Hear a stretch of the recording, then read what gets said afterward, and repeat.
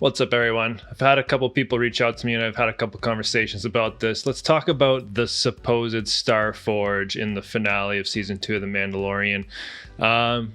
Cool idea, cool catch, but let me dive into some reasons why it's absolutely not that. And then after I get through those, let's have some fun and look at some reasons why it actually might be that. So first off, looking at this, yes, it does look like the Star Forge, but I don't really see like the kind of the more bulbous center in it. And the biggest thing to me that says this is just a coincidence is you never see it completely severed from the top of the hanger. So I think we're dealing with kind of a perception issue here, and I think it's actually inside the hanger. And with the 4 kind of things on there, it looks to me like it's just some sort of crane or clamp, like the claw machine that they're moving around pieces of cargo or something like that. So maybe it's something new or something they use in the light cruiser model. I played around, looked at some hangers. I couldn't find anything of reference for it. So again, if it's the Star Forge, I guess it could be, but it looks like it's actually inside of the hanger. So I think that's likely what it is. But a couple other things, the Star Forge is big, powerful. When Boba Fett and the shuttle, when they hatched their plan, they jumped out of hyperspace at Gideon's light cruiser. I think they would have saw it. And if you didn't visually see it, you would have picked up something like that on your scanner. Like, oh, there's a base here. Like, what's going on? We got none of that kind of dialogue. So that to me emphasizes the point. It's something within the hangar. Luke's X-Wing didn't react to it either. Luke didn't say anything about it, that there's this giant, facility that running on, the energy of the Force. Like, I think Luke would know that.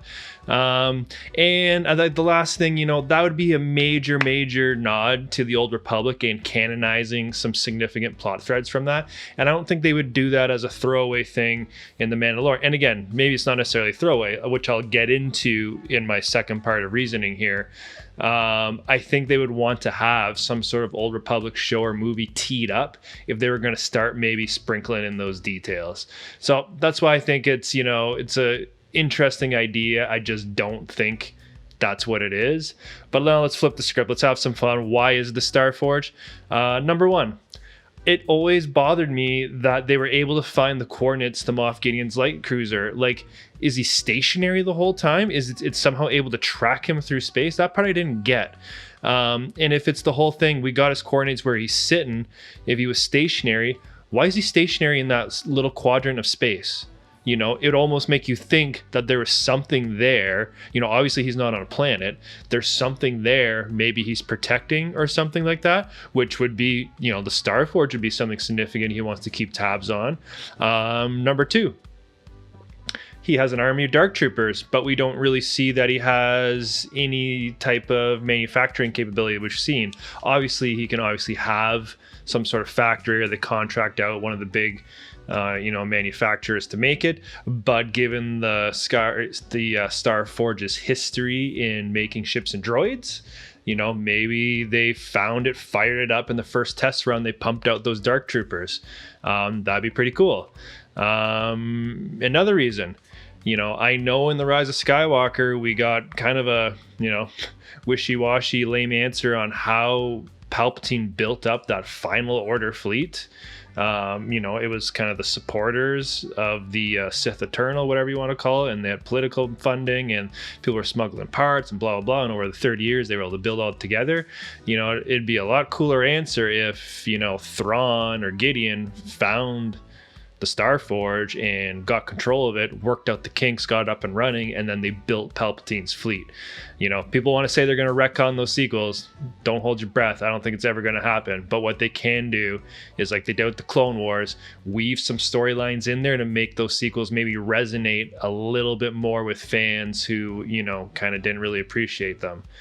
Another reason why this could be the Star Forge is Filoni and Favreau.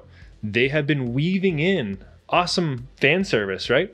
Giving us stuff here and there nonstop. So if they want to throw fans of, Knights of the Old Republic a bone, that'd be a cool way to do it and a cool way to bring into canon. That would get fans talking, everyone excited. They'd be all pumped up. When's, Kotar stuff going to happen? Or, are they going to adapt some storylines from there and bring it into now?